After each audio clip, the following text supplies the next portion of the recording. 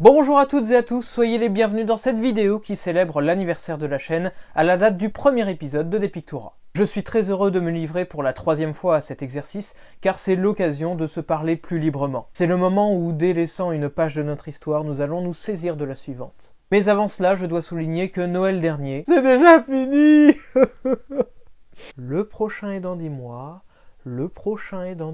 Noël dernier, vous m'avez de nouveau fait un beau cadeau puisque nous avons franchi les 300 abonnés. Et à l'heure où je tourne, nous sommes 324 il me semble. Je tenais donc à souhaiter la bienvenue aux nouveaux arrivants et à les remercier, tout comme les anciens pour leur fidélité. Merci encore, j'espère que vous continuerez à vous plaire ici. Commençons par faire un bref bilan de cette année, particulière pour chacun d'entre nous. De mon côté, elle a débuté assez sereinement avec la suite des expos rétro. Le 15 mars sortait la dernière d'entre elles, et le 16 était annoncé le premier confinement français, effectif à partir du lendemain. Il n'y a pas de mots pour dire à quel point je suis désolé pour celles et ceux qui ont été touchés de près ou de loin par ce fléau. Je ne peux que compatir et vous souhaiter beaucoup de courage. À titre personnel, j'ai eu la chance avec mes proches de ne pas être impacté. De nouveau, je suis navré pour celles et ceux qui ont eu du mal à le supporter, mais le confinement a été extrêmement bénéfique pour moi. Plus de déplacements interminables pour se rendre sur Paris, une fatigue liée au transport qui s'est littéralement envolée, des partiels qui se sont très bien passés, ce qui m'a permis de décrocher enfin la licence.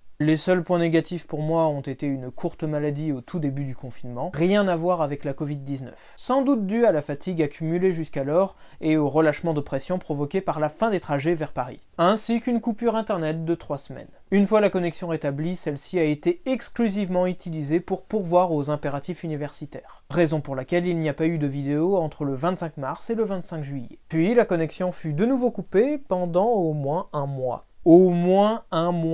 Entre le 8 août et le 19 septembre. En dépit du contexte actuel difficile et de ses complications, depuis la petite biographie de Pierre-Alexandre Villeux, il est important de noter que nous avons officiellement atteint un record, puisque jamais une année n'avait été aussi productive en matière de production de vidéos. Pas même la toute première. On ne peut pas dire que j'ai chômé. Passons maintenant aux émissions. Bien que Depictura se soit maintenu comme rendez-vous principal, c'est Artiste qui a bénéficié d'un traitement de faveur. Si vous vous rappelez, j'avais prévu de faire les biographies de Raffaello Sanzio, de Gustave Courbet et de Michelangelo Merlizzi, dit Il Caravaggio, respectivement en avril, juin et juillet. Que s'est-il passé? Vous le savez maintenant. Petite maladie au début du confinement qui m'a retardé, puis plus de connexion internet, 2 fois, et entre-temps tout simplement le travail pour l'université afin de décrocher la licence. Objectif accompli! Donc, ce n'est pas ma faute. De surcroît, même s'il reste le bilan à écrire, j'ai tout de même mené à bien la biographie de Raffaello. Au-delà de cela, j'ai pu réfléchir plus posément sur les principes qui doivent me guider dans le choix des épisodes.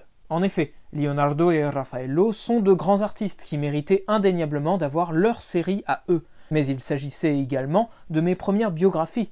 Mon inexpérience en la matière a rendu la tâche inutilement longue, et à certaines occasions j'aurais pu prévoir des épisodes autrement plus courts afin de vous les rendre plus accessibles, surtout pour Leonardo. D'autant que cela aurait fait davantage vivre la chaîne.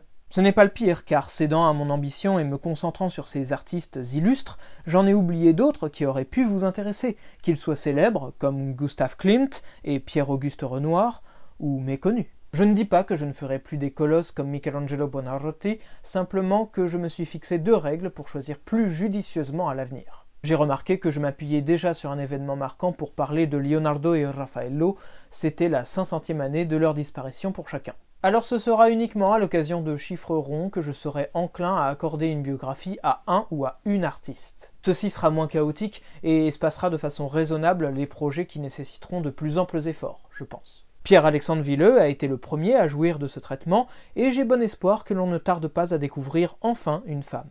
Tout me paraît donc équitable désormais à ce niveau. Et rien qu'avec cette simple règle, de très nombreuses vidéos sont prévues. La seconde, c'est que je ne me décide qu'à commémorer la mort des hommes, comme je l'ai toujours fait par le plus grand des hasards. A l'inverse, et pour des considérations personnelles, je célébrerai la naissance des femmes. Cela élimine donc la possibilité que je fasse prochainement les biographies de Courbet et Caravaggio, ainsi que Michelangelo, mais ce dernier cas est encore plus compliqué. Bien entendu, il serait la suite logique qui permettrait de clore la triade de la Renaissance. Mais étant le seul ayant atteint l'âge très avancé de 88 ans, imaginez combien d'épisodes il faudrait pour parcourir l'ensemble de sa carrière. Cela ne s'arrête pas là puisqu'il s'agit surtout d'un sculpteur, et vous comprendrez aisément que je ne peux parler d'une ronde bosse, que l'on peut apprécier sous une infinité d'angles, comme je parle d'une peinture dans Depictura. J'aimerais vous offrir ce que vous méritez, des prestations exceptionnelles, des analyses aussi précises qu'intimistes avec ces œuvres majestueuses. Je voudrais que vous puissiez ressentir la taille, la matière, les volumes de chaque partie, de chaque surface. Mais c'est un idéal que je ne peux pas encore atteindre. Il y a longtemps, j'avais émis le souhait de mettre en place l'émission Destatua. La question que je vous pose maintenant est, après ce que je vous ai dit, voulez-vous néanmoins que je parle de sculpture ? Vous trouverez dans les commentaires de cette vidéo un message que j'ai laissé spécialement pour vous exprimer sur le sujet. Likez-le si vous aimez le sujet et répondez-y directement. Je suis très curieux de vous lire, alors n'hésitez pas. Pour des raisons évidentes, la critique a été durement touchée, elle s'est donc arrêtée brusquement à la veille du confinement. Cela dit, il reste encore les expos rétro. Nous avons donc encore de quoi faire vivre le format, à la condition de répondre déjà aux exigences soutenues de artistes, comme je vous l'ai dit. Qu'en est-il de la galerie? Ces épisodes avaient été suspendus pour que je puisse me concentrer sur la biographie de Leonardo, raison pour laquelle pendant un an, il n'y en a pas eu. La biographie de Raffaello, qui a été autrement plus dure à réaliser, a suivi immédiatement après. Comme pour la critique, il faudra d'abord répondre aux depictura et aux artistes. Cependant, je n'exclus pas une reprise de la maquette du gouffre de Helm à certains moments plus calmes du calendrier. De leur côté, les projets dans l'art et l'index sont en bonne voie, mais je préfère me constituer une réserve assez importante d'épisodes avant de mettre en ligne le premier opus. À présent, je vais répondre à quelques questions que vous m'avez adressées. C'est parti! Comment vois-tu ton avenir avec l'art? Eh bien, comme l'art ne conduit qu'à des professions qui sont apparemment considérées comme non essentielles, je pense me reconvertir comme président de la République. J'ai peut-être dit une connerie. Professeur, artiste, historien de l'art, guide touristique, je pense tout cela à la fois, même si le premier métier reste mon objectif principal. Depuis septembre dernier, je me suis autorisé une année de césure, tout en me félicitant de ne pas avoir enduré les conditions des premiers confinements. Cette année, je me concentre donc exclusivement sur la chaîne afin de préparer mon projet professionnel et d'accéder normalement au master l'année prochaine. Comment choisis-tu les sujets que tu traites? Hasard? Évidemment non. Intérêt personnel? Oui.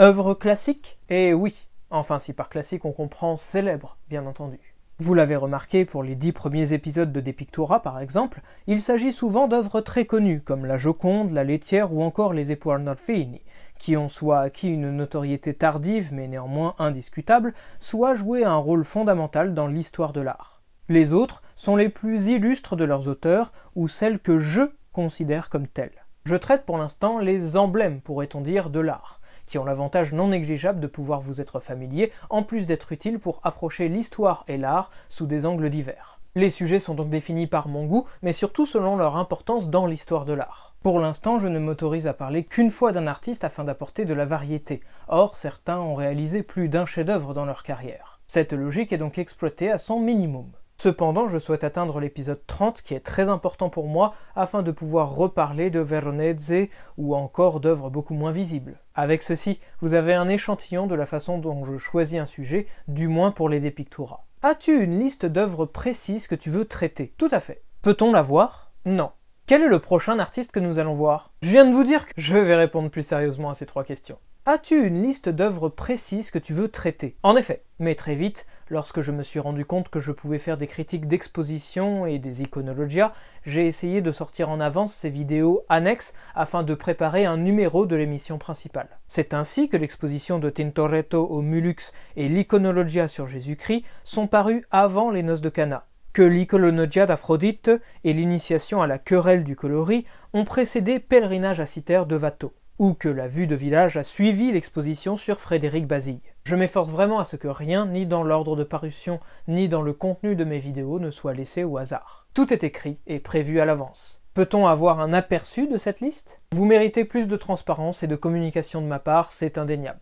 Cependant, je ne suis pas en mesure de vous dévoiler la liste des sorties pour la simple et bonne raison qu'elle n'est pas définitive. Je m'explique. Sur un calendrier, je prévois une vidéo à une date extrêmement précise. Mais dans les faits, il y a 3 paramètres qui peuvent totalement ruiner cette programmation. Le manque d'inspiration, qui affecte l'expression écrite après la recherche et la collecte d'informations, qui sont en elles-mêmes des étapes très chronophages. La fatigue, puisque je reste humain. Pour m'oxygéner, il m'arrive même de travailler sur une vidéo que vous ne verrez pas avant des années. Et enfin, la production. Que cela soit la durée du tournage, du montage, de l'enregistrement de la voix off, puis de la vidéo sur l'ordinateur, de son transfert de l'ordinateur vers YouTube, avec ma connexion internet, cela fait partie des éléments que je ne peux pas prévoir ni contrôler, et qui prennent souvent beaucoup plus de temps que mes estimations.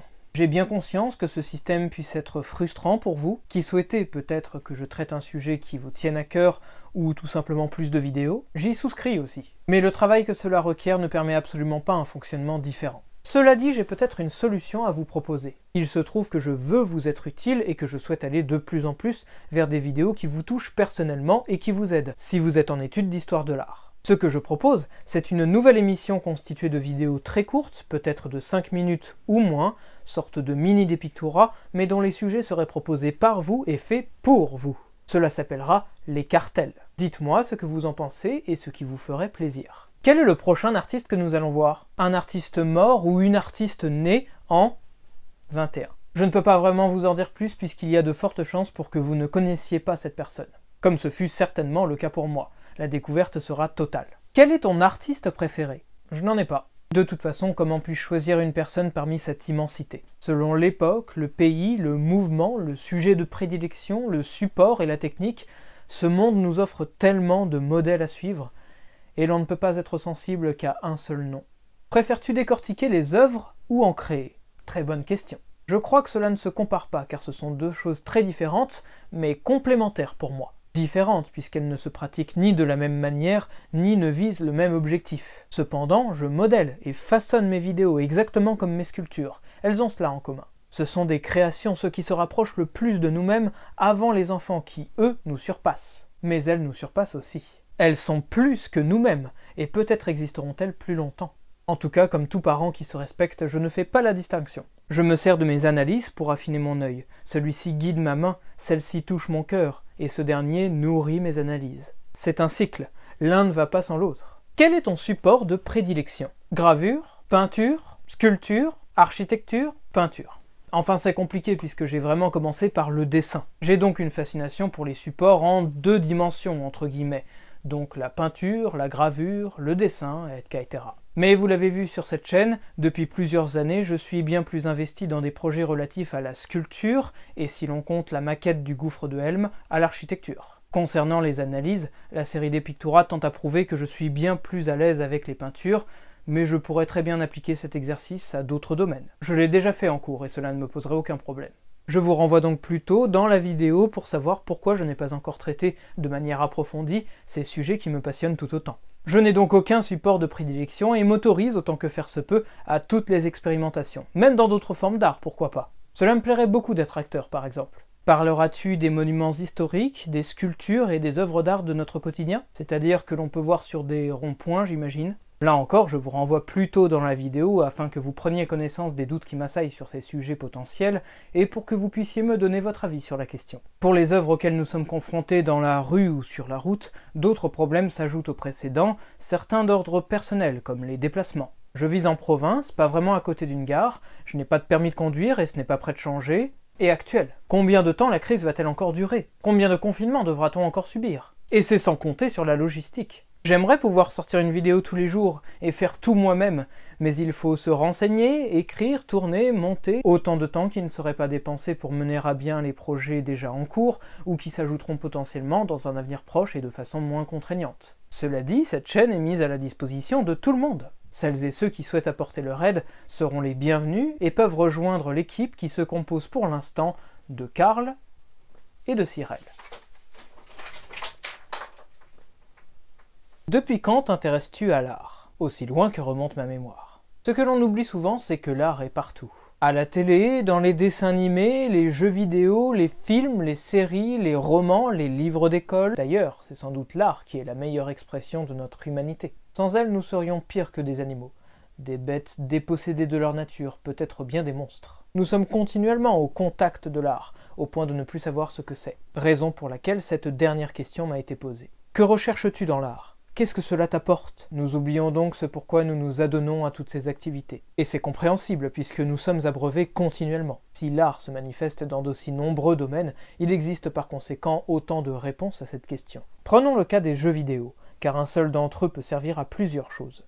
Lorsque je joue, je ne cherche pas seulement à passer du bon temps ou à décrocher du travail. C'est d'ailleurs un investissement mental qui demande de la réflexion. Gérer son inventaire, organiser ses déplacements, résoudre des énigmes, suivre une piste pour résoudre des enquêtes. Dès que je me bats, J'extériorise la violence intérieure que j'ai pu accumuler sans le vouloir dans mon quotidien. Ce genre de violence qui s'empare de toi lorsqu'on te bouscule dans le métro, ou que ton ordinateur s'éteint pendant que tu montes ta vidéo. Lorsque je modèle l'argile pour réaliser mes sculptures, c'est exactement ce qu'il se passe. J'utilise l'énergie contenue en moi et je la transfère dans mes mains. Elle est tellement puissante que je me sens soulagé lorsque je la dépense utilement, non pas pour détruire, mais pour créer. Un combat peut paraître brutal au premier abord, mais chaque affrontement est une chorégraphie qui participe à la narration que le jeu nous propose. Et chaque lutte avec la matière, la forme, chaque coup reçu, chaque échec participe à un apprentissage.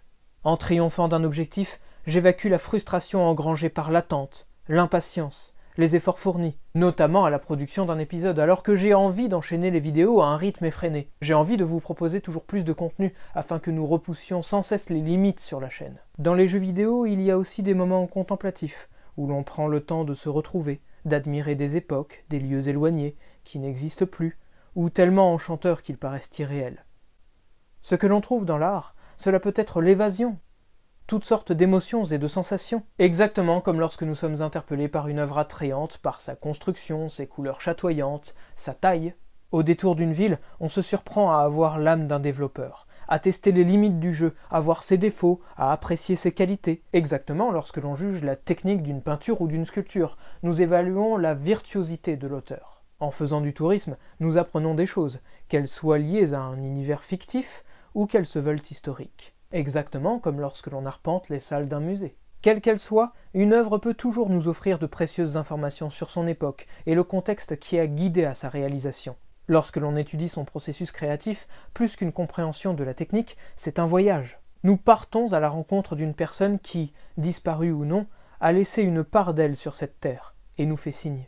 En voulant percer ses mystères, nous pénétrons sa psychologie, ou du moins nous la transposons, nous l'imaginons, nous l'interprétons. Et c'est à ce moment que l'on se rend compte que l'œuvre, à travers notre regard, n'est pas uniquement le témoin d'un temps révolu. Elle traverse notre présent, s'adapte à ses spectateurs. Les émotions qu'elle suscite et celles qui l'ont fait naître, les efforts et la technique qui l'ont créée, tout cela vit encore. Pour conclure et répondre à cette question, ce que je recherche dans l'art, ce que nous recherchons dans l'art, c'est simplement vivre. Ce que cela m'apporte, c'est de ressentir toutes ces émotions intenses qui nous aident à comprendre qui nous sommes, à nous améliorer en tant qu'individus et qui vont galvaniser après nous les générations futures. Je pense que cela ira pour cette fois. Il fait presque nuit en plus. Merci encore à tous les abonnés, merci d'avoir regardé cette vidéo. En un mot, merci d'être passionné. J'ai hâte de vous retrouver sur la chaîne, alors je déclare cette 4e année ouverte. À bientôt et prenez très soin de vous.